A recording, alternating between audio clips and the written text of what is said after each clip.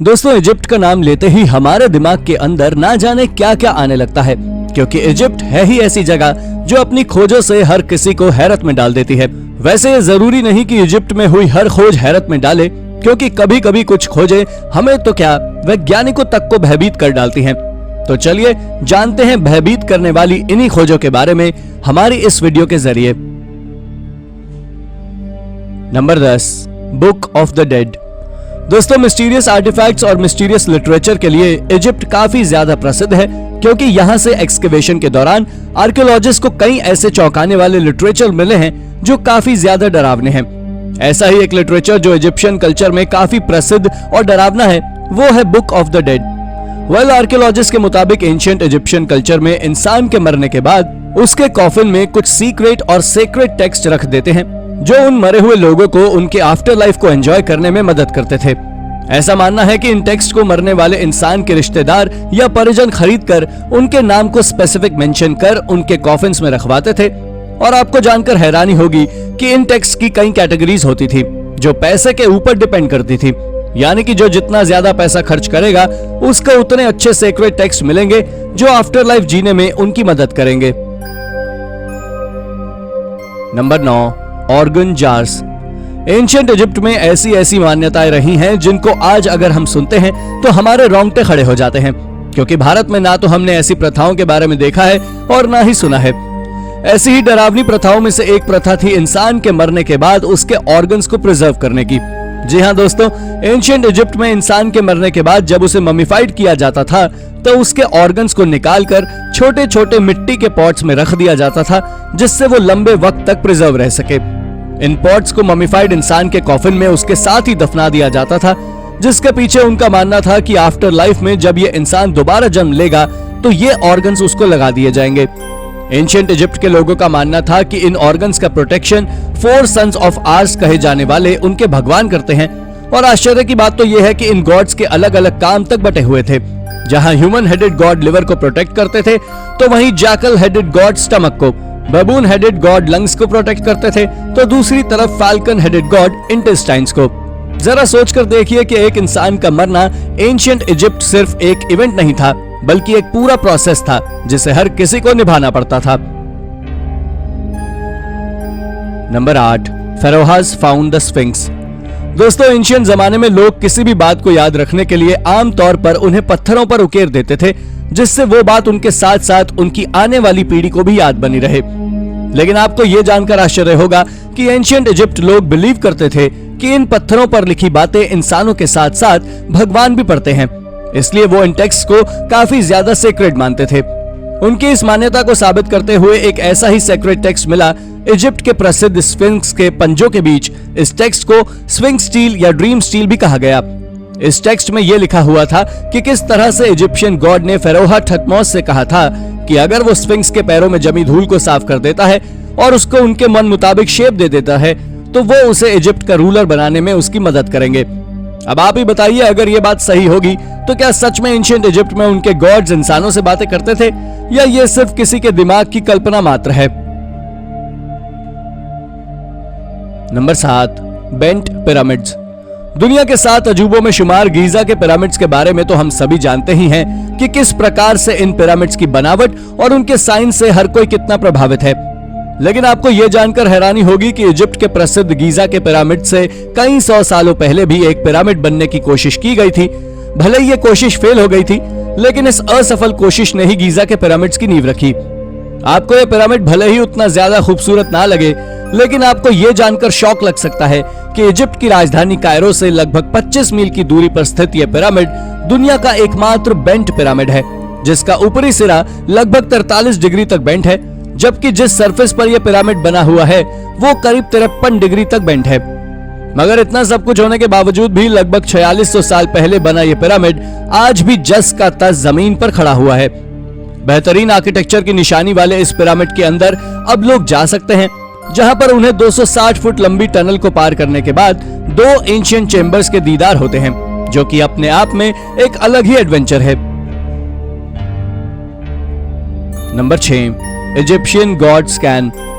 दोस्तों, इजिप्ट में एक्सकेवेशन के दौरान आर्कियोलॉजिस्ट को अभी सार्कोफेगस में कई ममीफाइड ह्यूमन रिमेन्स मिल चुके हैं, जिन्होंने ह्यूमन रिमेन्स के साथ साथ उनके अंदर रखी हुई चीजों से लोगों को चौंकाने के साथ साथ डरने पर भी मजबूर किया है। उदाहरण के लिए वीडियो में दिखाए जा रहे सार्कोफेगस को ही देख लीजिए।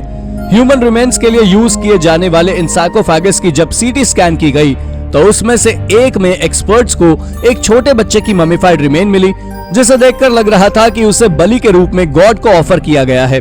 तो इसके अलावा जब दूसरे की सीटी स्कैन की गई तो उसमें उन्हें एक बर्ड के ममीफाइड रिमेन्स देखने को मिले। उन्हें भी इस प्रकार से गॉड को ऑफरिंग के रूप में ममीफाइड किया गया था। इन दोनों सार्कोफेगस में इस तरह से ऐसे इन ममीज को देखकर हर किसी की आंखें फटी की फटी रह गई, क्योंकि इस इंसिडेंट से पहले किसी ने भी इस प्रकार का कुछ भी नहीं देखा था। Number 5, 2000 years old secret staircase। दोस्तों, टेंपल ऑफ डेंडेरा इजिप्ट के इतिहास से जुड़े मोस्ट प्रिजर्व टेंपल्स में एक है, जो आज भी उसी स्वरूप में मौजूद है जिस स्वरूप में उसे बनाया गया था। आपको जानकर हैरानी होगी कि उस टेंपल का नाम क्लियोपात्रा और जूलियस सीजर के बेटे के नाम पर रखा गया था। इस वेल प्रिजर्व टेंपल के अंदर आर्कियोलॉजिस्ट को एक हजारों साल पुरानी सीढ़ियां मिली हैं, जो इस टेंपल के हिस्सों से गुजरते हुए टेंपल की छत तक जाती हैं। और जब लोग इन सीढ़ियों से गुजरते हैं तो उन्हें एंशिएंट इजिप्ट की झलक इस टेंपल की दीवारों पर देखने को मिलती है, जो कि अपने आप में एक अलग ही अनुभव है। ऐसा माना जाता है कि एंशिएंट इजिप्ट में इस जगह को प्लेस ऑफ हीलिंग के रूप में माना जाता था, जिस वजह से कई लोग अपना इलाज करवाने के लिए आते थे। और यही वजह है कि आज भी ये जगह ऐसे ही लोगों के लिए एक इंपॉर्टेंट जगह बनी हुई है। Number 4, golden mummies. इजिप्ट के रीजन बहारिया ओएसिस में आर्कियोलॉजिस्ट को 1996 में एक चौंकाने वाला जखीरा मिला। दरअसल इस जगह पर एक्सकेवेशन के दौरान आर्कियोलॉजिस्ट को एक ही जगह पर लगभग 10,000 से भी ज्यादा ममीज मिली, जो कि 2000 साल पुरानी थी।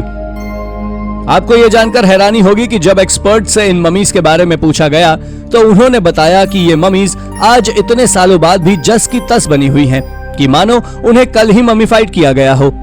ये ममीज इसलिए भी ज्यादा मिस्टीरियस थी क्योंकि इस बड़ी और विशाल बरियल साइट्स पर जिन ममीज को दफनाया गया था, उन्हें देखकर लग रहा था कि वो काफी रिच लोग रहे होंगे, क्योंकि इन ममीज के साथ आर्कियोलॉजिस्ट को कई सारे महंगे महंगे आर्टिफैक्ट्स भी मिले जो इस ओर इशारा कर रहे थे।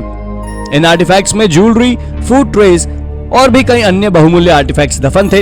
इनके साथ साथ इन ममीज के कॉफिन्स भी काफी ज्यादा डिजाइनर और महंगे थे। आर्कियोलॉजिस्ट के लिए यही सबसे बड़ी सोचने वाली बात थी कि आखिर इतनी सारी ममीज जो इतनी रिच थी, उन्हें आखिर एक ही जगह क्यों दफनाया गया। हालांकि इस बात का जवाब आज तक हमसे दूर है। Number 3, schist disc.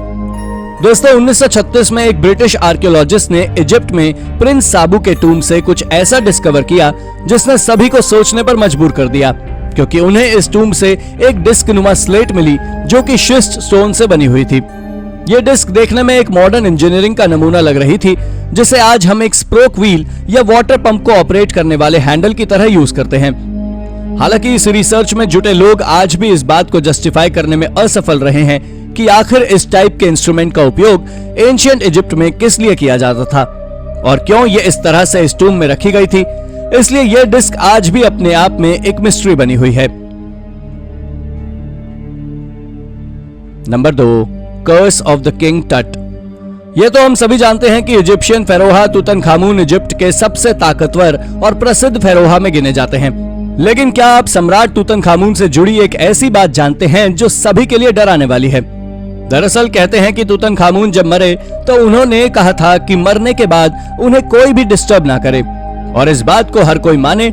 इसलिए उनके चाहने वालों ने यह बात फैला दी कि तुतनखामुन से सभी को यह श्राप दिया है कि अगर किसी ने उनके टूम को छुआ भी तो उसकी मौत निश्चित है। ये बात बहुत जल्दी ही लोगों के बीच फैल गई और इसका प्रकोप इतना ज्यादा था कि मॉडर्न डेज में जब आर्कियोलॉजिस्ट ने इजिप्ट के अलग अलग एरियाज में एक्सकेवेशन का काम भी किया, तब भी वो तुतनखामुन के टूम से दूर रहे। कहते तो यहां तक भी हैं कि जिस किसी ने भी उनके टूम को रिसर्च करने की कोशिश भी की, उनकी काफी मिस्टीरियस सर्कमस्टांसेस में मौत हो गई, वो भी चंद ही दिनों बाद। हालांकि इन बातों में कितनी सच्चाई है और कितनी नहीं, ये तो कोई नहीं जानता, लेकिन एहतियातन तौर पर आज भी लोग तुतनखामुन के टूम से काफी दूर ही रहते हैं और उन पर रिसर्च करने से कतराते हैं, क्योंकि क्या पता अगला नंबर उन्हीं का हो। Number 1, Khufu's ships. दोस्तों, एंशिएंट इजिप्ट में लोगों को दफनाते वक्त उनकी पसंदीदा चीजों को दफनाने का एक ट्रेंड काफी ज्यादा लोकप्रिय रहा था।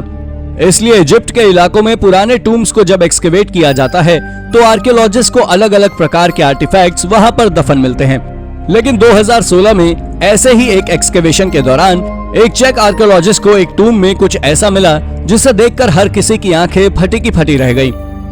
इस एक्सकेवेशन में आर्कियोलॉजिस्ट को टूम में एक 62 फुट लंबी बोट दफन मिली। लेकिन चौंकाने वाली बात तो ये थी कि लगभग 4500 साल पुरानी ये बोट इतने सालों बाद भी जस की तस सलामत थी। इसके अलावा जिस बात ने आर्कियोलॉजिस्ट के दिमाग को हिला दिया वो ये थी कि जिस जगह पर ये बोट मिली वहां पर दूर दूर तक पानी का नामो निशान तक नहीं था। यानी कि यहाँ तक उस बोट को इंसानों के द्वारा लाया गया था। इसलिए इस बोट का यहाँ पर दफन होना अपने आप में एक मिस्ट्री ही है और हो सकता है कि इसके पीछे कोई डरावना राज ही छुपा हो। तो दोस्तों, ये थी हमारी आज की वीडियो। आपको हमारी ये वीडियो कैसी लगी हमें कमेंट करके जरूर बताएं और हाँ, जाते जाते इसे लाइक और चैनल को सब्सक्राइब जरूर कर दीजिएगा। Thank you for watching.